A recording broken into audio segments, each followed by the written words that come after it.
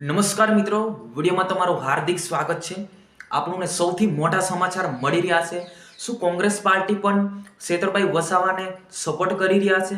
શું કોંગ્રેસ પાર્ટી પણ આમ આદમીમાં જોડાઈ શકે છે? વિડીયો સ્ટાર્ટ કરતા પહેલા આ ઈકે ચેનલ કોઈ પણ પક્ષને વિરુદ્ધ કરતી નથી, તો વિડીયોને શાંતિથી સાંભળજો અને છેલ્લે સુધી જોજો, પછી કમેન્ટ કરજો તમને શું યોગ્ય લાગે છે। તો વિડીયો કરીએ ચાલુ। સૌથી પહેલા આપણે જાણી લઈએ 7 જાન્યુઆરી નેત્રંગ ખાતે દિલ્હીના મુખ્યમંત્રી તેમજ પંજાબના મુખ્યમંત્રી આવ્યા હતા। ખૂબ મોટી સંખ્યામાં આયોજન કરવામાં આવ્યું હતું।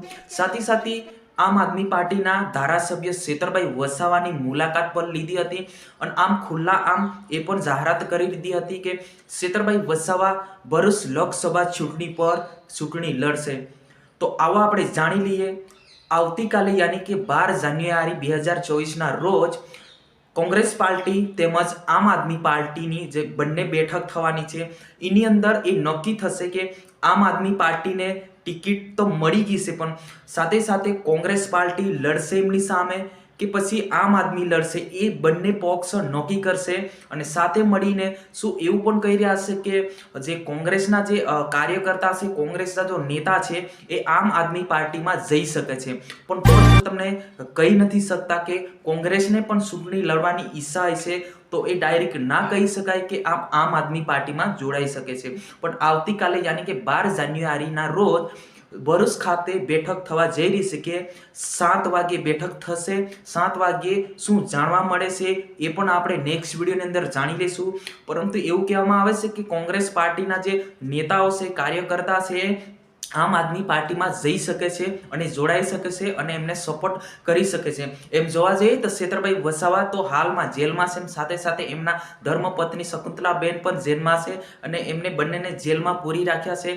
પરંતુ એમના જે પત્ની છે વર્ષાબેન એ ભરૂચ સીટની અંદર લડશે અને ચૂંટણી જીતશે અને આદિવાસી સમાજ જીતાડશે પણ એવું બી કહી રહ્યા છે। પરંતુ આવતીકાલે જે બેઠક થવા જઈ રહી છે, મોટામાં મોટા સમાચાર છે કે આવતીકાલે જે બેઠક જવા થઈ રહી છે એ બેઠકની અંદર એવી ચર્ચા થશે કે જે કોંગ્રેસના લોકો છે એ કોંગ્રેસના લોકો આમ આદમી પાર્ટીમાં જોડાઈ શકે છે।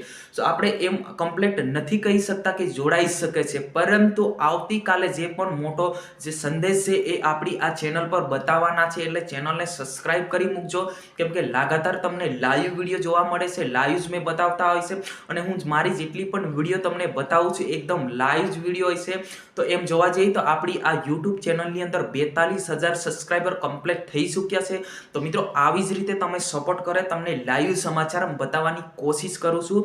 તો મિત્રો તમારે શું કહેવું છે આને લઈને? શું કોંગ્રેસના લોકો એ આમ આદમી પાર્ટીમાં જોડાઈ શકે છે કે નહીં જોડાઈ શકે, એ આવતીકાલે આપણને ખબર પડશે। તમારે આને લઈને શું કહેવું છે એ કોમેન્ટ બોક્સમાં જણાવી શકો છો। તો મિત્રો આ વિડીયોની અંદર બસ આટલું જ। આપણે તાજા સમાચાર લઈને આવીશું નેક્સ્ટ વિડીયોની અંદર। જય હિન્દ, વંદે